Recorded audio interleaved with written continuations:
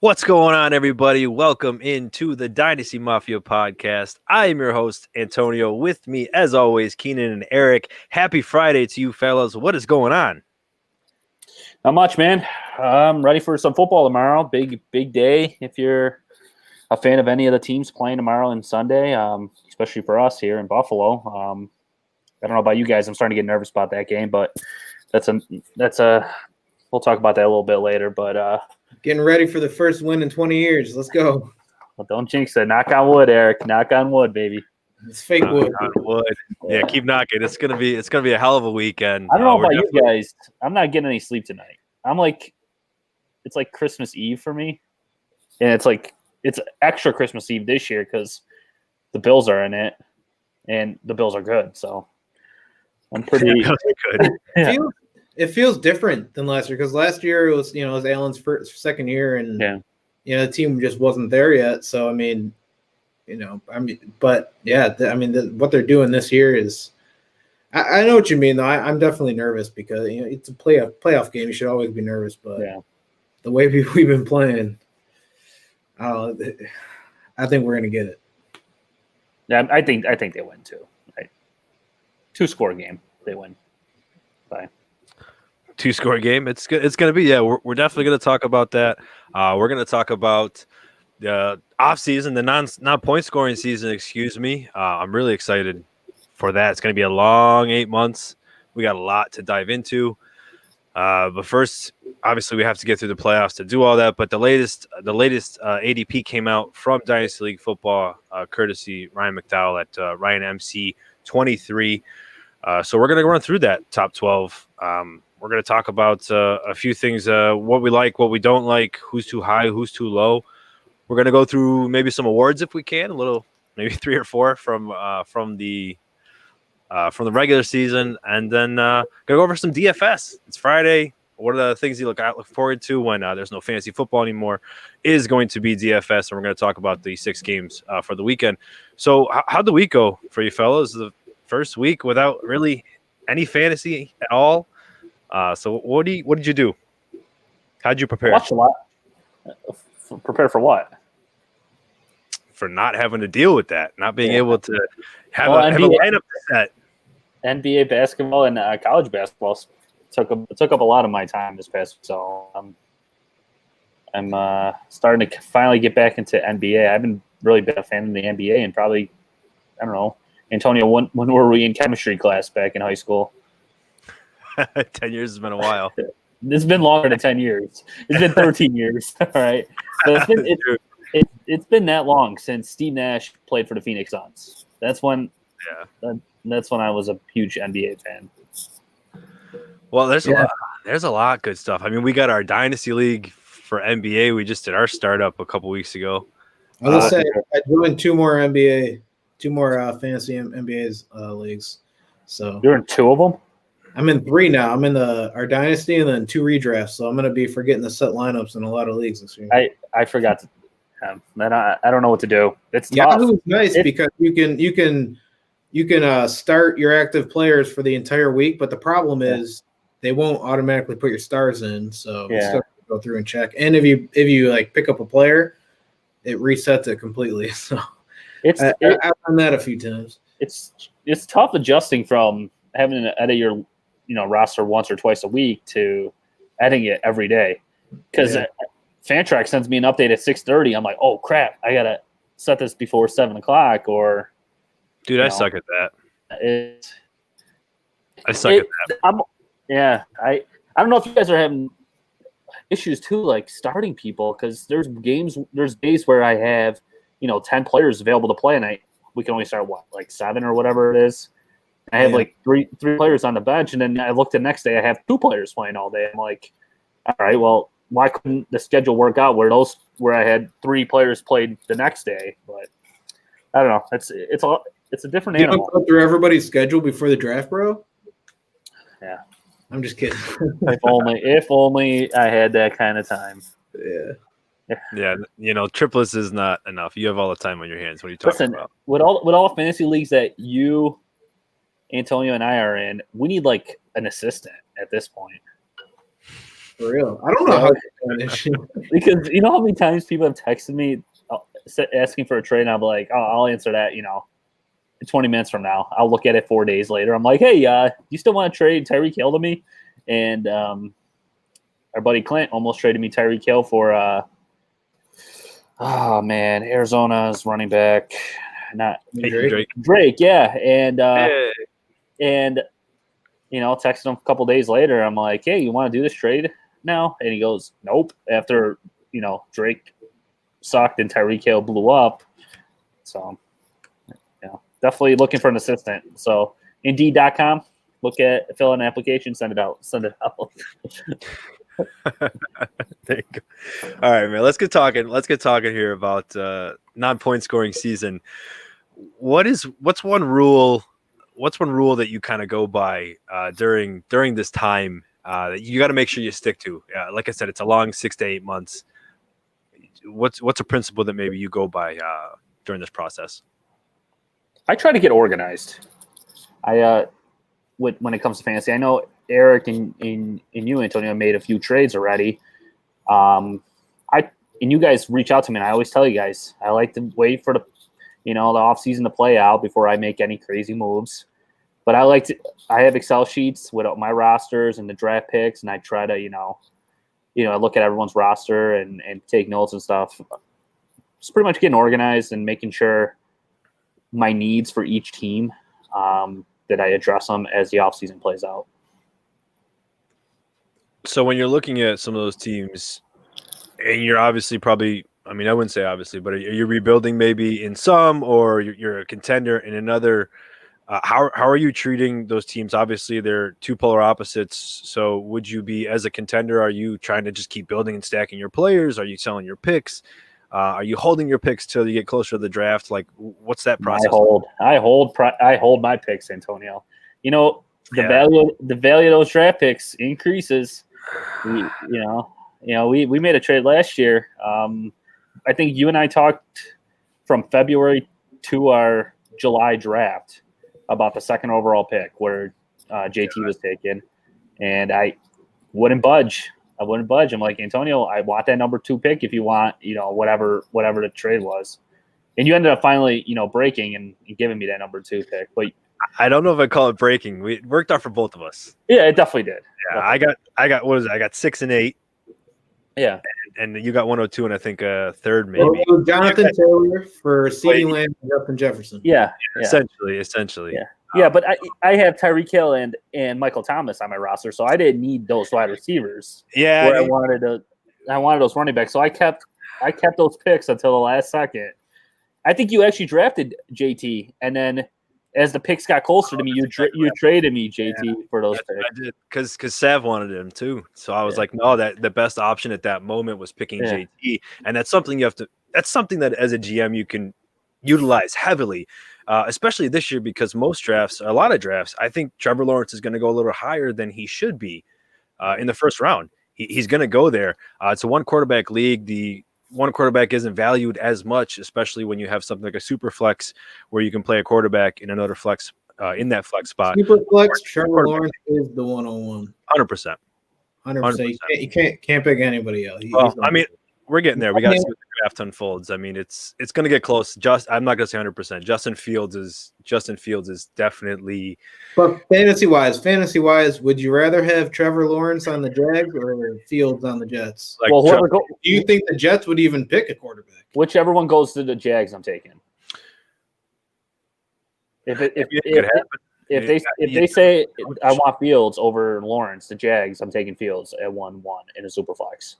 I don't care where Lawrence goes. You're going to see the Jags have some weapons. Yeah, that's exactly what Chark's value has already gone up. Chenault's value has already gone up. Like their seasons are almost being overlooked already, just because of what's about to happen. Which, I mean, it makes sense. You're obviously going to improve the quarterback position, the most important position, arguably, in any sport. So that's going to be very helpful. And when you've had Chark, who's had a 1,000-yard season, you have Chenault, who did over 800 total yards. And you have James Robinson, who you just found. I mean, we're not going to talk about these guys probably today, but that top 12 is really showing the impact that rookies have gone and they've brought. We're going to talk about oh, geez, I'm counting right now. We're going to talk about 3 rookies in the top 12. I mean, so it's going to be sophomores, of course.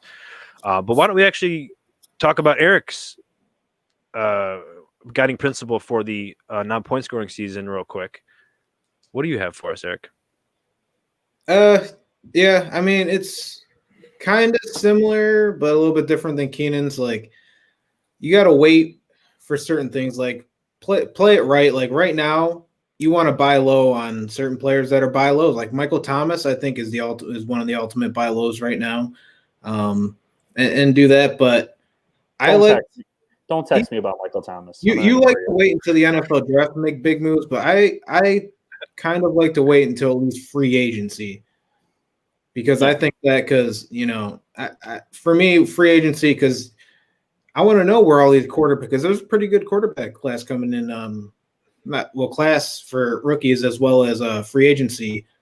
So I'm going to be interested. I'm going to wait for some certain moves for free agency, but also right now, make sure you're buying low on players too. That moves really well into my my guiding principle. It's exactly near that is timing the market. You know how I love my stocks, but players are essentially a stock. That is what they are. David Montgomery, great example. Before the season, I mean, he was almost written off by a lot of people, and then he comes in and still is written off in the beginning of the year. Obviously, he wasn't performing, overly well comparatively, but the expectations weren't high. Second half of the season, the expectations were set a little higher with the schedule that he was going to face, and he overperformed. And now look at him. He finished like third overall, I believe, in PPR. So, I mean, you got players like that now you're going to have to pay a hefty premium for that. A month and a half ago, you would have gotten probably for a mid-second. Now, there are people that probably wouldn't even sell him for a late first. Who? I'm sorry, I didn't catch your name. David Montgomery? Yeah, no, hang on to him. So you agree that, obviously their quarterback position probably has to improve. Does it for Montgomery? Does it? Come on, what are you, Trubisky? Does it really though? Look at the year that he put up. Because who are they going to draft? They're not going to get one of the top three quarterbacks. I mean, who? I mean, we got to dive a little bit more into these rookies, but Carson Wentz. I mean. That's true. I did just say if they're going to go for a free agent, I definitely agree with you there. Hey, I guess it depends. Why don't you come over? Why don't you come over to Chicago and Nick Foles can be your backup? Let's see how that works out. Yeah, we already know how that worked out. Wentz ain't going there. But can they cut Foles after this season? I haven't even looked at his contract. I think. Let's see here. Oh, Blake, what's going on? Blake, my man. Yeah, in case you haven't caught us, we are actually live for the first time on Twitter, going through Periscope. So, nice to have some fans like Blake showing up for us. We gotta give my man a t-shirt. My man, dude, my man is a loyal fan. He's a loyal fan. T-shirt forever ago, and I can't say I blame myself. My wife's been doing great. She's got to get on her t-shirt game right now. So I blame myself. No, but please. So anyways, speaking of, make sure to like, subscribe, share on our YouTube. Make sure you're sharing us through Twitter. Make sure you're following us on Twitter at @DynastyMafia_FF. Make sure you're following us. You can see us right over here, right on that screen. So you can catch our handles. So let's dive into the top 12 here, guys, of the ADP. So like I said, courtesy of Dynasty League Football. Back to Nick Foles. It's a $7 million cap. $7 million cap hit. Oh yeah, no, Nick Foles is easily to be dropped. So I mean, I did forget to mention that. So that's why I kind of do see an opportunity. I mean, they're attractive. We're going to see what their defense is going to be able to do this weekend against New Orleans. I really think we're going to be able to do that. So we're going to talk about that. Is Robinson going to re-sign there? Man, probably. Yeah. They probably would have to. I think they mended that from earlier this season. Okay. So All right, that's top 12. Like I said, courtesy of Ryan McDowell over at Ryan MC23 from DLF Dynasty League Football. So really interesting how that came up. It starts off with 4 running backs. CMC still number 1. I was kind of surprised from that. I'm going to be honest with you. Who would you have number 1? I thought Kamara would have been number 1. I just thought with recency bias that probably was going to take over because CMC obviously didn't play 14 games. I mean, Eric, I know give him the stat you gave me earlier. I know he was still the number 1 in points per game. I understand. By a mile. I get that. But Kamara set the record in his last game. Kamara had a lot of points in the last 4 to 5 weeks. Obviously, Taysom Hill has probably scared some people, but not enough because he's number 2. So it sounds like the two of you are consensus on the CMC being number 1. I am. Yeah. And I agree with 2, 3, 4, and I don't agree with 5. Interesting. Well, how about we start? Let's go ahead. I'm gonna try and set them up over here. So why don't you go and list them off for me, Keenan, the top 5? So he's got McCaffrey, Kamara, Jonathan Taylor, Barkley, and then DK at 5. If you bumped the next 3 wide receivers, I would agree with this. Next 4 wide receivers, I would agree with this. Well, this is is it his top 12 or is DLF ADP? You said, right? Yeah, it's not on DLF ADP yet. You have to look. You have to go onto Ryan's Twitter to see it right now. He's got the first 2 rounds. It's 6 guys that or 6 people that do mock drafts. Okay, and they average those drafts to create the top 24, or they wound up doing so many rounds, but at least what he's posted so far, I believe. Okay, I'd rather have 4 wide receivers that were drafted after him over DK right now. Well, you know where I was. I have him 5th, but that's just a little high for me. You know, you guys saw the tweet that I posted where he had only 1 game in the first 8 games. Had 1 game under 93 yards. He was fantastic, was great, had 8 touchdowns. And then the last 8 games had only 2 touchdowns and had only 1 game over 93 yards. That inconsistency, it's coming with Russell Wilson. It is scary. Especially it's going to be scary when you have somebody like DK going as the overall wide receiver 1 right now. I know that we've been talking about it for a while, but I don't know. Talk about that for a second. Question for you. Tyreek Hill. Question for you. Before we move on from DK, you said how inconsistent he was in the second half of the season. Lockett was inconsistent as well. 100%. So now who's to blame there? Is DK and Lockett taking away from each other, or is it Russell Wilson, or is it the offensive coordinator, or is it just the offense that Seattle's running over there? I think it was the offense as a whole. I mean, because it's not like they were totally running the ball the whole time either, right? I mean, we saw Hyde have some opportunities where he stepped up when Carson was out, but just Russell Wilson in general wasn't throwing. He was throwing the ball a lot in the beginning of the games. What'd you say? Russ wasn't cooking. Yeah, he just wasn't cooking. Yeah, I mean, their defense has stepped up though. That's the thing. Like that's what's been struggling with me at least, is that their defense has stepped up. And they haven't been allowing passing touchdowns, and they've been winning their games, obviously, to get to the seed that they're at. But I'm not really sure what happened, why it's been an every other week thing. I mean, we saw Lockett have 158.3 passer rating whenever he was targeted by Russell Wilson. So I really don't see fully so far. I'm excited to see in the offseason at least maybe dive in to figure that part out. But that's why I can't have DK number 1 right now.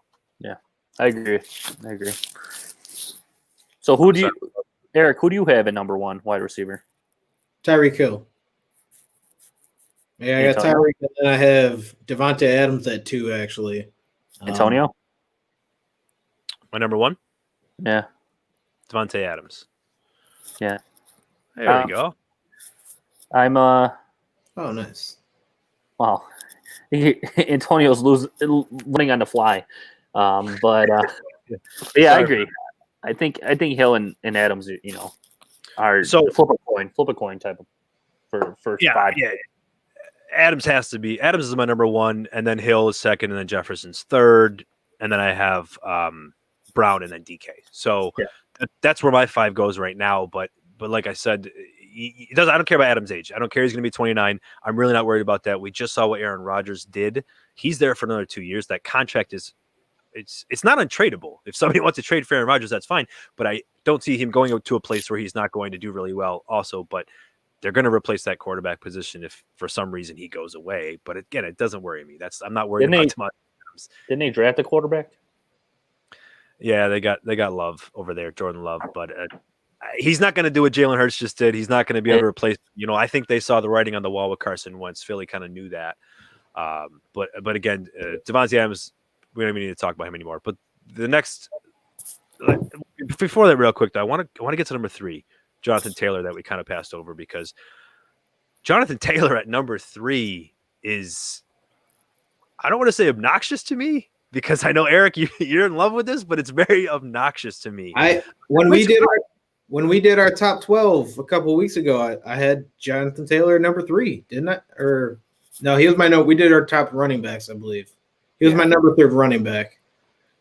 But yeah, top 3 overall because I had 5 running backs from my top 5. It's just tough. It's tough for me to put him at 3. I mean, I understand. This is dynasty mock draft that they're doing.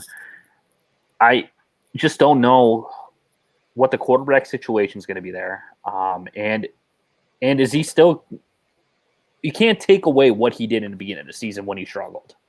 Because if we're going to give DK Metcalf all this, all this glory where these guys have him at number 1 wide receiver, and then we're going to give him crap because he had a bad end to the year, we can't forget about Jonathan Taylor's start to the year where he struggled. He didn't put 16 great games together. And do I want him at 3? No, I'd rather have Barkley. But can I, if he's at 6? Yeah, I'll take JT. I think 3 is a little high for him. It's my problem. My big problem with the fact that JT is at 3 is he going to go any lower from here? I feel like, as far as like month to month, they'll update the ADP, but is he going to go any lower than 3? Like, can you see Barkley jumping him? What's going to make Barkley jump him? He's coming back from a torn ACL. Now you have DK at 5. What's going to make DK jump him?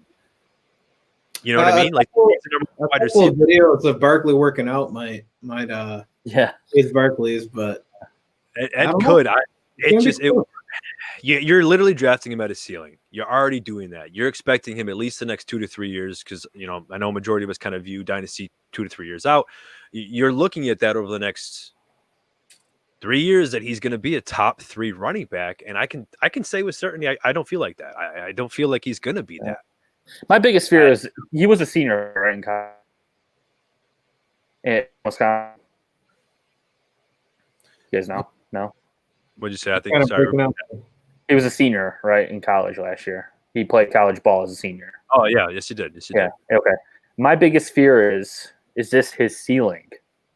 Is he ever going to get any better than his rookie campaign? I mean, I love that ceiling. I'm going to be honest. That's Derrick Henry's ceiling plus catches. But now we have him at 3 already. Yeah, you're right. If this is his ceiling in 2 years from now, he's still at this ceiling, you're going to be disappointed. Yeah, that question shouldn't be there. You're right, especially he's drafted over someone like, Dalvin Cook and Derrick Henry. Yeah. Like, do you think the next 2 years, who's going to be better, JT or Derrick Henry? Jonathan Taylor. So, but also you got to think he finished 7th this year in fantasy, and he wasn't even getting the work for all those games. And also, he only played 3 years in college. He's a junior? Okay. Yeah. And he had over 6,000 yards and was 5th all time for points per game, for yards per game. No one's taking the fact away that he was good in college. And he's good in NFL too. He's great. Yeah, I'd rather have, honestly, I'd probably draft Devin Cook over him right now in a startup. Yeah, because who's going to be the quarterback next year? We want to all say it's Indy's an attractive place, so we have to think it's going to get better. But if the quarterback improves, I know Rivers was throwing the ball a lot, but when Rivers was throwing the ball a lot, they obviously weren't able to run it as much. Taylor had the most career attempts he's had with 30 last week, so that was his career high. Yeah. I mean, I don't know. Who they played? The Jags, the worst rushing defense in the league. So that was a good one. Yeah. I mean, he had a lot of yards, obviously career high yards, but just the showing that they're going to give him the ball. I'm intrigued at what they're going to do with Buffalo. Like, how much they're going to give him the ball. Are they going to lean on him at all? So speaking of Dalvin Cook, comparatively with JT, Dalvin Cook's down at 7. Right beneath Dalvin Cook is Blake's boy. Is he still on? DeAndre Swift. That was the most shocking thing to me on this list. Like DeAndre Swift showing up at number 8, especially over Justin Jefferson. Like, what are you seeing? What are we seeing right now? Is it the fact that Matt Patricia was fired? Like, what do you think? Yeah, it has to be. I mean, but that's also another question. Then there's more questions in Detroit than there is in Indy right now. And I was very surprised by this one. Yeah, me too. We don't know if Stafford's going to be there. You don't know who the coach is going to be there. Are they going to bring an offensive mind coach to help that offense? Are they going to draft a rookie quarterback? If they do draft a rookie quarterback, they trade Stafford. Is Swift going to have a good year next year? There's just a lot of questions, and I respect the pick at 8. Do I agree with it? No. Like you said, secretly had 10 touchdowns. I mean, that to me was really surprising. Had 11 if he didn't drop the one. He had a couple of drops. It's extremely encouraging what he was able to do. So yes, there was a bunch of excitement, but I mean, we have to remember Kerryon Johnson. He obviously didn't show this much promise, but we have to remember it was a similar situation. Kerryon Johnson came in. We thought they'd get the ball a little bit more, and it didn't happen. And then they got another coach, and then we thought, oh, maybe he'll get the ball a little bit more, and then they draft DeAndre Swift. So hopefully the new staff comes in. They're not foolish. They understand how great DeAndre Swift is because he is great. I loved him as a runner. I actually had him as my second best runner when he was coming out before we got a little deeper into July and August. That's when I put JT over him. But I loved his running style. I love what he was able to do, and I love the landing spot. So I'm hoping it does that.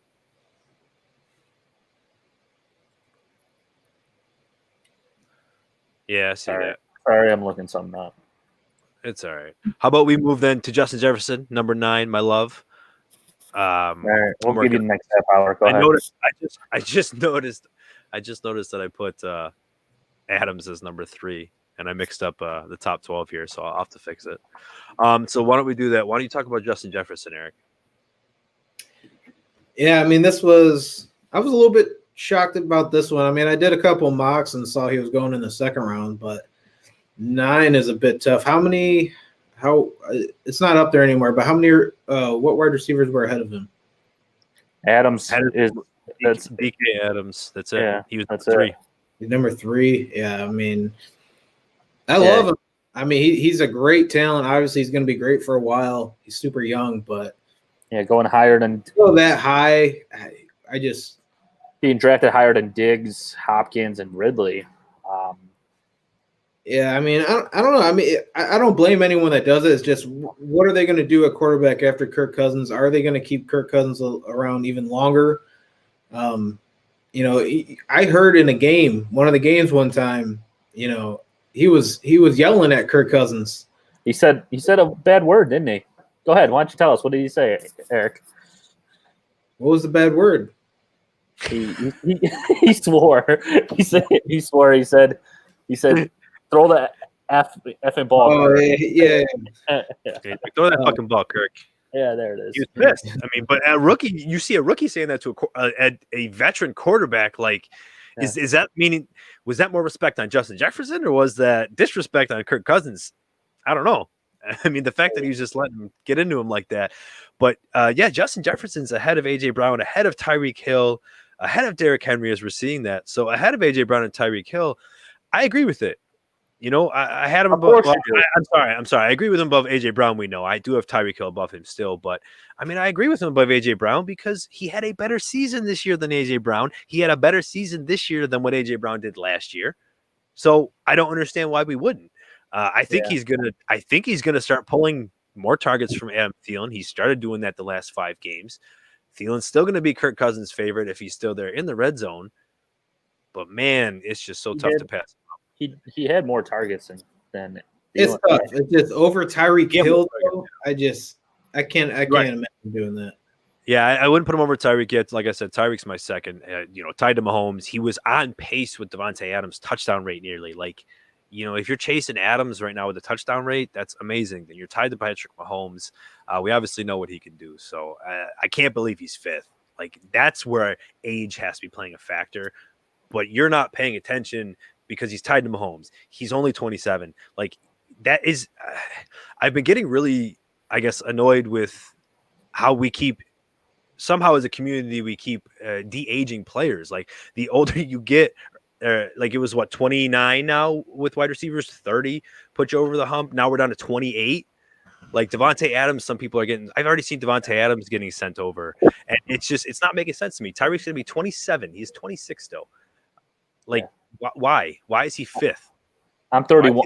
30, around 31 years old is when I start worrying about age.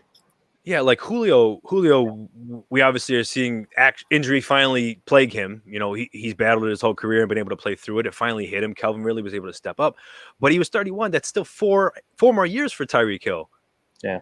So I don't know. I love Justin Jefferson very much, but I have no idea who his quarterback could be next year. If it's Kirk Cousins and he still loves him, that's great, but they don't throw that ball more than 500 times. They just don't. Yeah. So, all right, that was enough about Jefferson. We've talked a little bit about A.J. Brown. I just think we all disagree, obviously, with Brown being ahead of Hill. But what about Derrick Henry, though? So Derrick Henry coming in here being the seventh running back, does it make sense to you that he's the seventh running back? He's going to be 27 years old, coming off a near 400 touch season. Should be higher. Another amazing season from him. It's definitely understandable. You got one, maybe two elite seasons left, so I get it. I mean, if you're a this is a startup, so not really, but if I'm a contender, I'm paying that price, I guess. If this isn't a startup draft, you're not drafting him, you're just talking about his value. But yeah, I think it's just right. For Dynasty, the thing that scares me with him is the receptions, the lack of receptions. I guess, if you draft him in a redraft league, if he gets you that 2,000 yards, all right, cool. If not,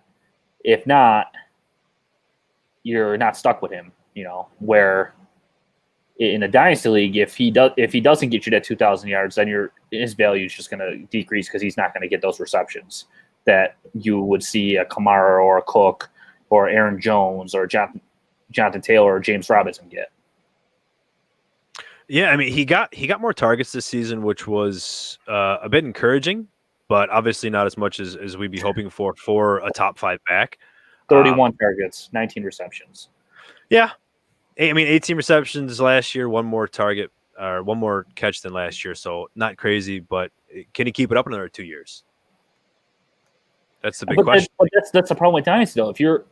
If you're hoping that he has another 2 good years, you're putting all your coins, all your money on him, on his rushing ability.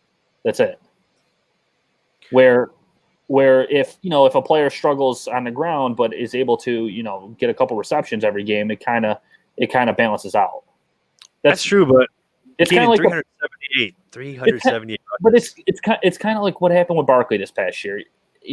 Before he got injured, we talked about the line is so bad, But I'm like, what? He's gonna get 5 to 6, 7 receptions a game, hopefully, or targets, and then he's gonna turn those into yards. That's why I was like, all right, he'll be fine. Where if Derrick Henry struggles on the ground, he's not gonna get those receptions.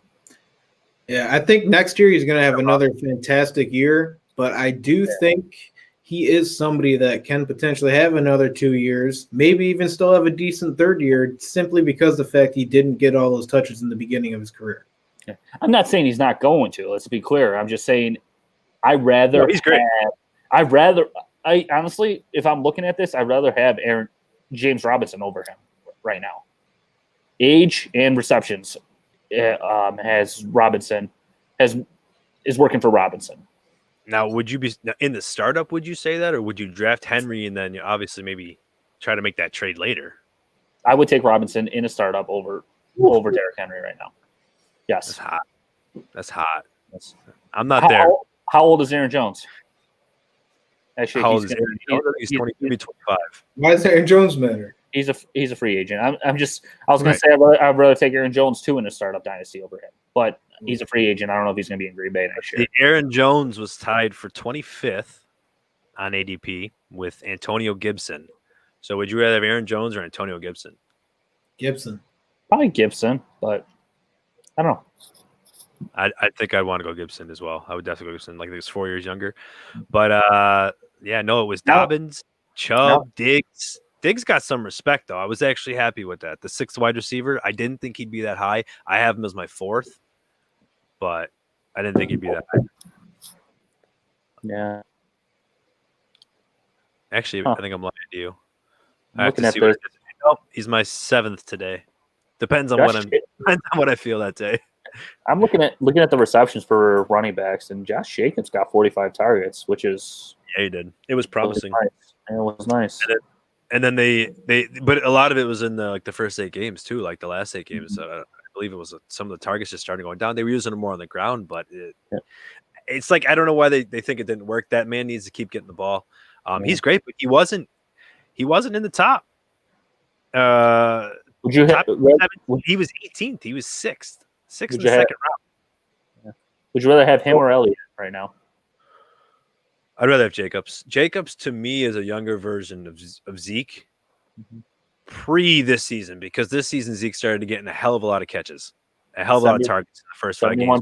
71 targets. Yeah. And if Jacobs can start getting that, he already gets the 20 plus touches. He's almost guaranteed for 300 touches every season, and you can almost give him 350 if he starts getting the catches. So I found that pretty interesting. I found it interesting that CeeDee Lamb is right after Diggs and right above Ridley. I was surprised he was above DeAndre Hopkins. I understand he's younger, but a lot of uncertainty coming on in the offseason. So we'll dive deeper into that later. I think what we're going to do right now is we're going to switch it over to talking about the playoffs. We're going to talk about the 6 games here, just run through them really quick, kind of talk about what we think, and maybe wrap it up into our DFS lineups too. So how about Eric? Why don't you start talking? We got the Bills and the Colts tomorrow. That's the first game starting at 105. How do you think this matchup's going to work out? I think the Bills are going to, put the pressure on them early. As we saw last game, they just kept putting the points up. I was surprised, that we talked about Dable all the time and Dable all the time, and last year he wasn't doing that. When we were up in games, he would just run the ball and kick field goals. But this year they've been scoring touchdowns even when they're up. And he's good at creating play. He's good at scripting plays, and the Bills are always typically really good in the first half. So I think they're going to lay it on them and make the Colts play from behind. What's the spread in this one? It was -1.5 last I saw. Bills favor. Mm-hmm. If I saw correctly too, it was the first game that Indianapolis was an underdog. All season? I think it was all season, yeah. Really? They weren't underdogs against the Packers? Probably at the time, no. They had the easiest schedule in the NFL, don't remember, from the beginning of the year. So, and they never really, I don't know. I'm pretty sure that's what I saw, but I thought that was pretty interesting. But I agree with you, Eric. I think the Bills are going to get up really quick. I think that Indianapolis, Frank Reich's coming back to Buffalo, where he had the greatest comeback.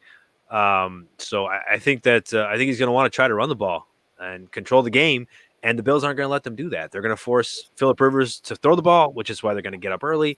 I think Allen Diggs connection is going to go well. They did just sign Kenny Stills, but it doesn't sound like he's going to play. So Isaiah McKenzie might be a great DFS play. We'll talk about him a little later, but he might be a good shot at getting the touchdown too. I think he's going to step up because Cole Beasley. Is Cole Beasley going to play? They said he's going to tough it out. Yeah, so we're going to see what happens there. Gabriel Davis obviously will come up, and then John Brown. So minus Cole Beasley and Diggs dealing with an oblique injury, which seems to be he's okay with that. I think they're going to have a lot of firepower, and Vegas seems to think the same way. 6.5 spread touchdown is a pretty big favorite for the Bills at home. See, I think the way the Colts are going to try to win this game is control the game speed on both offense and defense. I think they're going to have one defensive lineman and everyone else is going to be a defensive back to try to stop Josh Allen in that high-powered offense. So I think it's going to take, kind of like last week, took about a quarter for that offense to start rolling, and when it did, it was hard to stop. So I think it might take a drive or two, but I think the Bills win by 2 scores. Been saying it for 3 weeks now that no matter who they play, they're beating in the first week of the playoffs. Yeah, and that's I agree with you. I think it's going to be a handled pretty well game by the Bills. I don't think Jonathan Taylor's going to be able to do really well. Like I said, I think they're going to focus heavily on him. Yeah. But I think that'll cut that. So let's move over to the Rams and Seahawks. That's going to be a really close game. Vegas currently has Seattle at a 3-point favorite. So that's going to be interesting with the Rams having the great defense that they're bringing in as they've been playing lately, because Seattle, as we know, has also been playing defense very well as of late. I think they've only allowed 2 passing touchdowns in the last 8 games. So that's going to be a really interesting game. What do you think is going to happen, Keenan, with the Rams and Seahawks? Do you think this is a game that obviously Wolford's playing, not Goff? So is that official? I'm insinuating, but if Goff's playing, he did just have surgery, obviously, on his thumb. Not obviously, sorry, but he did just have surgery on his thumb. He's hoping to play.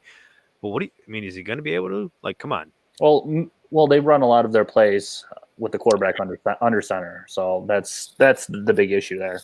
So, if McVay wants to do that, it sounded to me that McVay kind of had a connection with Wolford. Or is that how you pronounce his name, Wolford? Yeah, Wolford. It sounded like he had a connection. He liked the way he played. After, I think he struggled the first couple drives, but after that, they got a little bit of momentum going. Oh yeah, picking his first pass, it was great. Yeah, but I mean, it was a must-win last week, and he pulled it out somehow. But you can't count out Russell Wilson in that offense. I know they definitely have struggled, but I'll take the Seahawks. You take the Seahawks? I can't blame you for that one. The Seahawks, it's gonna be a really good game. I don't know how close per se it's going to be because if it is wind up, being Walford, it's going to be really interesting to see how they can do. But we got a Jared Goff report. Breaking news right now. Literally this minute. Jared Goff, who is recovering from surgery to a repaired broken thumb on his throwing hand, has thrown the ball well during practice this week and is pushing to start this week. There you go. So breaking news on the Mafia. But there you go, breaking news. But that's a perfect, I guess, to lead right now. So they're gonna have to run a lot of the shotgun, right? A lot of quick passes, a lot of quick slants, a lot of Cooper Kupp coming in. I don't know. Maybe they'll try to run Bob Woods, some sweeps, some bubble screens. I don't know if you're gonna see a lot of deep passing. So that's gonna hurt, don't you think? They'll give Goff more pills on the sideline. Did you see that video of him giving? They give him 6 painkillers. It's crazy what they got to do, man. It's crazy what they got to do. But what about Cam Akers? Is he going to be able to get it together? They're definitely showing belief in him. They're definitely showing that. So I'm hoping to see in the playoffs that they're going to be able to do the same thing. He's in my DFS lineup, so I'm hoping. Fingers crossed. Dog. I think we all going to. I think they're going to have to. They're going to have to rely on if with Goff, a little bit banged up here, obviously, and they're going to have to rely on their run game, and they got to get Cam Akers going. What about Chris Carson? Who do you think is going to have a better day, Chris Carson or Cam Akers? Do you think they're going to rely on him at all? Cam Akers. Yeah. You saying are the Seahawks are going to rely on Carson? Do you think they're relying on Carson at all? Because well, I guess it depends. If they get up early, maybe. But the Rams have a good defense, which could keep this a close game. And I don't know. I think it could be finally a DK week, and I have him in my DK lineup. So see. What are you taking them? What you taking them -3, or you taking the Rams +3? Seattle. Taking Seattle. Keenan? I'm sticking with Seattle. I'll say Seattle by a touchdown. Seattle by touchdown. Well, if anybody didn't just see that Jared Goff sounds like he's going to be playing. He's throwing the ball really well. Like I said, they're going to have to throw the ball really quick. He has a quick release time already, so he's going to get the ball out of the hands real quick for him. So Kupp's a good play. Woods is probably a good play. Hopefully, maybe they'll get Reynolds involved in some screen action too. Robert Woods could have a rushing touchdown. So I think they're going to have to work that offense all around in order to be able to beat Seattle. So let's move on to the third game. It's going to be Washington and Tampa Bay. I don't understand why everybody is throwing Tampa Bay out. Like I am. I know. I got Washington winning this game. I think I called it. I think I said it on Monday. Yeah, you made me. Yeah, you made me angry when you said it. I didn't understand. Like, come on, everybody is just like writing Tom Brady like he's not Tom Brady off. I understand Washington has a great defense. I understand Tom Brady doesn't throw the ball well under pressure. But like, what the hell? This Washington team is the Giants from a few years ago. Like, thank God Vegas respected. I think people just love the Alex Smith comeback story and love that, Washington made the playoffs and they just want to see Tom Brady lose. So I think it's just a mixture of everything. And what was it? It was 6.5, right?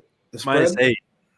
8? So, like I said, Vegas respects Tom Brady. That's why I don't understand. That's why Washington's popular though, because people think they're going to beat them, and then on top of it, you're getting 8 points, and on top of that, look at what it is straight up, money line. Like, so I understand. I understand why people want to lay the bet. I get it, but again, it's Tom Brady against a 6-10 team, and people are talking about that being the best upset out of 6 games. Like, come on, people. I definitely think Tampa Bay wins, but I think it could be closer. I think it could be a close game. So you think it's going to be close? So Alex Smith's probably going to play. We're hoping he's going to play. So what do you think about Antonio Gibson and Terry McLaurin? What do you think they're going to be able to do? Tampa Bay's actually. I was looking up a little bit on Gibson earlier, and I was going to bring it up, but they need to get him going. In the 4, they have given him 16 or more touches in 4 games this year. And they won every single one of those games, and he's averaging around 100 yards and over a touchdown per game in those 4 games. They need to get him going. They need to get McLaurin going. Those are their stars on their offense. They won't win unless they do. And I think looking at that and at those stats, I think, Gibson's future is very bright there. Yeah, he is somebody. We were talking earlier about latest ADP that had come out from DLF, and he was, as I'm stalling so I could pull that back up because it went away from me, unfortunately. But sorry, he was 24th, 12th in the second round. So I actually thought he was going to pop a little bit higher. He's behind CEH, still behind Josh Jacobs. I kind of thought he might have went ahead of them. I'm going to be honest with you. I'd still take both of them over him. Definitely, I'd take CEH over him, and yeah, I'd take Jacobs too. Oh man, but like, what if they start feeding him though? He's going to be top 5 next year if they feed him.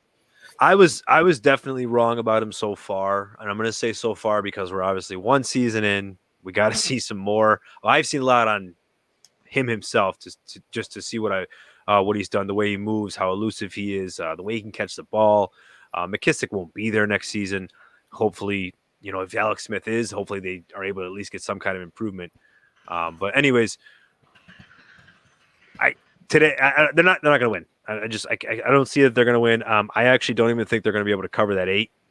I actually bet, I think up to Tampa. No, I did one with Tampa at 6.5, and then I did one with, I think, 10. So I like that. All right. So that covers our Saturday games. Let's move over to our Sunday games. Ravens and Titans. So last season, they met in the playoffs, right? And as Keenan has famously kept saying, they figured Lamar out. They got They the won't- blueprint on Lamar. Last year's Tennessee Titans figured them out. This year's Tennessee Titans defense is not as good as last year's defense. Let me correct you there. But you can correct me all you want, but they did play the Ravens earlier this year, and they did beat the Ravens earlier this year. If you let me finish, the Titans are going to Kansas City next week because they're gonna beat this team. Who are they playing again? They're gonna beat Baltimore. I was thinking about Lamar Jackson. I'm like, because I'm so obsessed with this guy not being a good quarterback and everyone loving him, and me telling you that he's not a good quarterback for last year, and him struggling this year. And Josh Allen is better than him. Everyone needs to get through that. So they're gonna beat him. Man, even your internet doesn't want you to talk bad about Lamar. F my internet. But the Titans are going to win, I think. So Baltimore's a 3-point favorite. So you like Tennessee to have points, obviously. How are they a 3-point favorite if they're on the road, which is really good. Who's the favorite? The Ravens are. They're on the road. Yeah. But I like the Titans. I think Ryan Tannehill is very underrated. It should say Lamar sucks, but we'll correct that one day. But I think Tannehill is very underrated. He's had, I had his stats pulled up for the last like 20 some games, and he's been really good. Which I want to talk about Tannehill and what he did in Miami and what he's doing now later on. But so I think the Titans end up winning that game. And if I'm looking at, it's a 4.5. It's 4.5 spread, right, for the Ravens? You said 3, 4.5, 3.5, 3, 3, just 3, just 3. I'll take the points on with the Ravens, but I think the Tennessee Titans win. No, you won't. Because if you take the points with the Ravens, you think the Ravens are winning. Yeah, you're right. No, I'll take the Titans and the points. My bad. So do you think Tannehill is going to be the reason to win, or Derrick Henry, or a mixture of both? Mixture of both. Yeah. I think if Tennessee wins, which I don't think they will, I think it's going to have to be because it's Tannehill. Six-pack? 6-pack. 6-pack it up, baby. I'm asking you. I'm going to take the Ravens in this one. They got their run game going stronger than ever, especially with J.K. Dobbins' performance last week. I think Ravens are gonna take us. Like you said, Titans defense is not what they. It's not as good. They're probably gonna win. I just my hatred for Lamar. I don't even hate Lamar. I hate Lamar Jackson's fans. That's pretty much what it comes down to. But that's fine. Careful, Keenan. Whatever. Yeah, don't be throwing hate at times like this, please. So, 6-pack over under 100 yards. You want to go for that? For who? Henry. He's gonna go over. Yeah, I think he's gonna go under. Another 6-pack? What? No. What was the first one? I thought it was just on the game. That was the game. I had to tell you. All right, that works. We'll do that. What are you talking about? We were talking about Derrick Henry. I thought you were betting me a 6-pack that he wouldn't do well. You got me all heated now. All right. So that game's over with. I got the Ravens. Oh wait, no, it's not over with. Marquise Brown and J.K. Dobbins. Do you think they're gonna? What do you think Dobbins is gonna be able to do? Do you think that it's gonna be Lamar running the ball almost 10 times a game again, trying to win it for himself? Do you think Dobbins is gonna get his 15, 18 touches? How about you, Eric? Sorry, what was that? Dobbins. How do you think he's gonna do?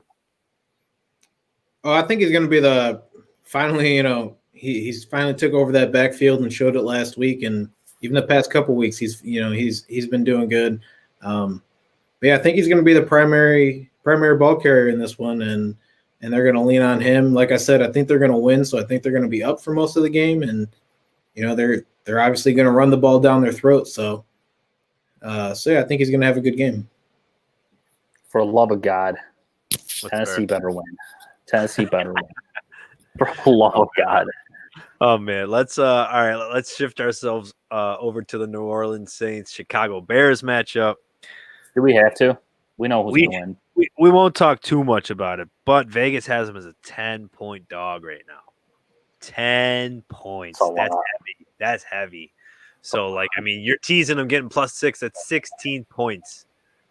That's a lot. That's tough to pass up. But at the same point, I can see it. That's the problem. Like, I know the Bears' defense is really good. I understand they've been playing well. I understand Trubisky's been showing up. But even when Taysom Hill was in, that's when New Orleans' defense stepped up. That's when they were winning games, holding people to under 20 points. Doesn't matter who they were. Even though the New Orleans wasn't doing crazy on offense. I think Breeze is coming back. Michael Thomas hopefully is going to be healthy. Kamara is going to run off a hot game. I think they're going to be able to win by double-digit touchdowns. So I do think Vegas is – I mean, I'm not saying Vegas is right. I'm nobody, but I'm just saying I kind of like this call from Vegas. I'm just surprised they went as high as they did with double digits. Or at least it's moved there. I'm sorry. I think it opened at 8. New Orleans is on a 5-game winning streak against the Bears.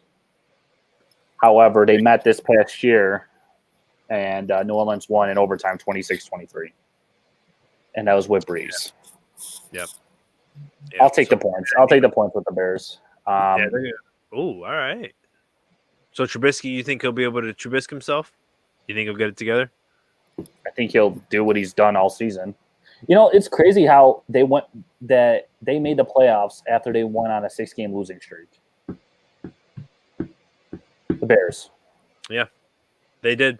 Nagy is a great coach, man. He's very underrated. He just needs a quarterback. There's rumors that Deshaun Watson's going to get traded there. So, oh, man, we would definitely talk about that another day, but that could be some news.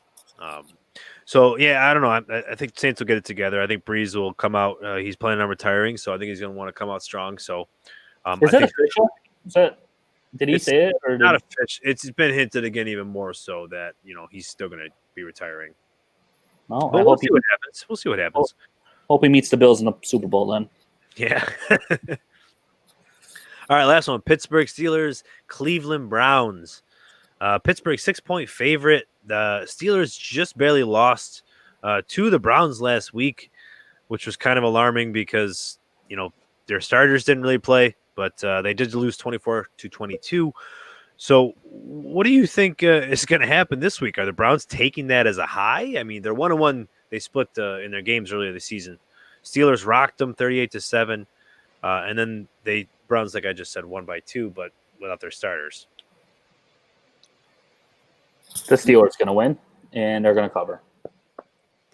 What was the spread for this one? 6.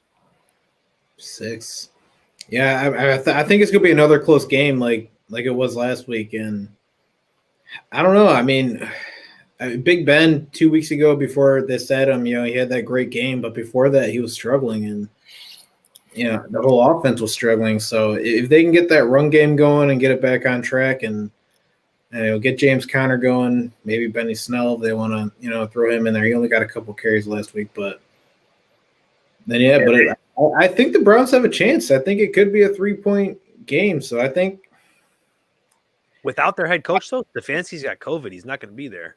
Is he the only one? Don't they have a couple? There's a couple coaches and then a few other players, but I don't think anybody notable. Yeah, I guess that is true. So. I don't know. It's just tough for me to see them going there. I'll go Steelers because it's playoffs, and Big Ben's another one that's towards the end of his career, and he's going to give it all he's got. So, yeah, I'll go Steelers.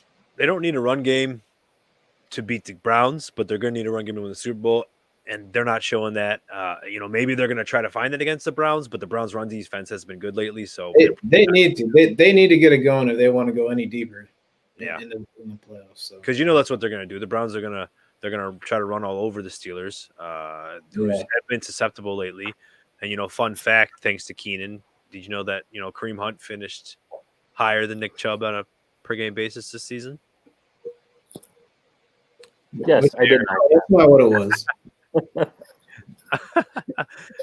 Oh, no, it was. Yeah, it was. No, Nick Chubb finished total, and then Chubb won on a per-game. You're right. See, that's why I don't say things. I don't know. So I think we all agree. No, we don't all agree. Eric thinks the Browns are gonna get. So you take the Browns +6? No, I took Steelers. Okay. Yeah, I found myself going heavy on the favorites. I didn't like any underdog. I don't know why. As you should. I don't know. I know I'm going to be wrong. Obviously, not all 6 are going to win, but it's going to be interesting. But with that being said, let's shift ourselves over to daily fantasy through DraftKings. Let's talk about our daily Fridays. Let's list our lineups for some folks, huh? What do you think? I like that idea. How was it this week? It was tough for me because with just having 6 games, obviously better players. You were very much torn between. Oh my gosh, he could have the best. He could be number one. He could be number one. That person could be number one. Like, I don't know. I know you have that argument. We could have that fight every single week when there's 16 games, but like when it's down to 6, I don't know. It was just tougher for me. Am I wrong? Was it just me? Yeah, I think it was definitely tougher. I mean, it's easier and tougher because I don't know. I feel like some of these players are a little bit cheaper this week than they normally would be, probably. So yeah, I don't know. I guess I can see your point though. Yeah. Why don't you start us off? All right. Yeah. I'm going with our hometown hero, Josh Allen, at quarterback at 7,500. Our savior. Yeah. My 2 running backs, I got Cam Akers at 5,100, Antonio Gibson at 5,700. Like I said, they got to get Gibson going if they want to win this game. So, and he's been back for 2 games now. He got more work last week, so he should be back to full health. And then my wide receivers, I got Allen Robinson, Chris Godwin at 7,000, and DK Metcalf at 6,700. Like I said, I think it's going to be a DK week. They need to get this passing game going if they want to get to the Super Bowl or at least have a chance. So they need to get that going. And then at tight end, I got Mark Andrews. He was pretty cheap and clearly the best option. So I'm smashing that all day. And then my flex, which is my flyer here, is Isaiah McKenzie with Beasley banged up there. I think they're going to be creative and potentially get McKenzie in the end zone again for 2 weeks straight. And then at defense, I'm going Seattle. McKenzie was Mark Andrews was 5,200, McKenzie was 3,300, and Seattle is 2,700. And I'm going with them. Clearly, the Rams might be with a backup or a banged up Jared Goff. I like that. Yeah, I do like that. Not as good as mine, but I do have some Bills in there just like you do. I got Josh Allen. I think the ceiling is obviously up there with Mahomes. So I don't think anybody is there right now that can do that. So I think Josh Allen is the best value, and he wasn't even the top quarterback. So that was good. And then Dobbins and Akers, I stacked the rookies. Similar to what Eric said with Dobbins, I think they're going to give him the ball a bit. Akers, same thing. I think they're going to lean on him, especially with Goff. If he's playing, he's got an injured thumb. If he's not playing, they're playing Wofford. I mean, hopefully they're going to get him involved in the game. I mean, he was really cheap. And then I went with Stephon Diggs, stacked him with McKenzie. Or no, I didn't stack him with McKenzie. I'm sorry. I stacked Diggs with Josh Allen. I think that Allen's going to tear up the Colts. I think he's in game I think they're really going to try to go crazy, and he's going to have like 150-yard game. Chase Claypool, cheapest of the 3 Pittsburgh Steelers receivers, and had 100 yards and a touchdown last week against them. So good chance he comes back and gets another touchdown. Big Ben loves him. Donovan Peoples-Jones, same game. He's down at 3,200. So, I mean, I kind of just filled him near my last spot, but I think he has a good shot to get a touchdown. If Baker is to go off and have to keep chasing and maybe get 2 or 3 touchdowns. Trey Burton's my tight end. Buffalo's been susceptible a little bit to the tight end position this year. We know Phillip Rivers loves a tight end, and if he's chasing all game, maybe he'll catch that end zone grab. Then I got Derrick Henry in my flex. Enough said with Derrick Henry. He's just great. And then the Seahawks are my defense.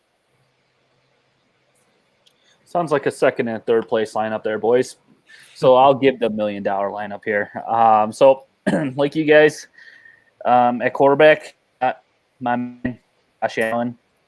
Running backs, I got Carson and Akers. I think that's going to be, a shootout kind of game where, they're going to be catching the ball out of the backfield for both those running backs. Cooper Kupp and Stephon Diggs at wide receiver. And my other wide receiver is Michael Pittman Jr. I think the Bills are going to focus on JT and Tremadius White, is going to shut down. Tremadius. What? Yeah, White is going to shut down. Ty there. That's who I'm thinking of. And at tight end, I got Mark Andrews. I'm surprised how cheap he was, like Eric said. Yeah. At flex, I got Tyler Lockett. I think it's going to be a Lockett week, not a DK week. So we'll see who's right on there. And I got the Tennessee Titans shutting down Lamar Jackson at defense, guys. All right. All right. Well, that's the 3 lineups. Hopefully you love them. Good luck to you. And that actually will wrap up the show. So we don't have any lineups except for fantasy this week. So DFS is the best way to do it. Don't forget your fantasy playoff challenge. We're doing ours through NFL.com or through the Book of Keenan, whatever works. But no, that's a lot of fun where you can set a lineup. Just go check that out. NFL playoff challenge. Just keeps the fantasy going. I mean, I don't know. I'm a degenerate. I always need it in my life. It's why I'm in a lot of dynasty leagues. So really excited for the non-point scoring season to keep diving into it. I'm glad we could talk ADP. Glad we could talk about the playoffs. Excited to talk about division next week. So anything else you guys have to wrap it up? Go Bills. Go Bills. Go Steelers. Bills. Go Steelers and go Titans. Yeah. Don't care about the NFC, really. Yeah, we'll see. Don't forget to follow us on Twitter at Dynasty Mafia _FF. Don't forget to follow myself at Antonio Denisi _FF. Or no, I don't have an _FF. Man, You're messing up tonight. yeah, I know. Rough day. You can see me right here at least. And then Keenan at Keenan _716. Eric at Eric D _FF. Man. Don't forget to check out the website, dynastymafiapodcast.network. That's all I got for you. Good luck this weekend if you're playing DFS. Good luck in the playoff challenge. Good luck in any of your squares. And thanks for listening. Thanks for watching. Mafia out. Go Bills.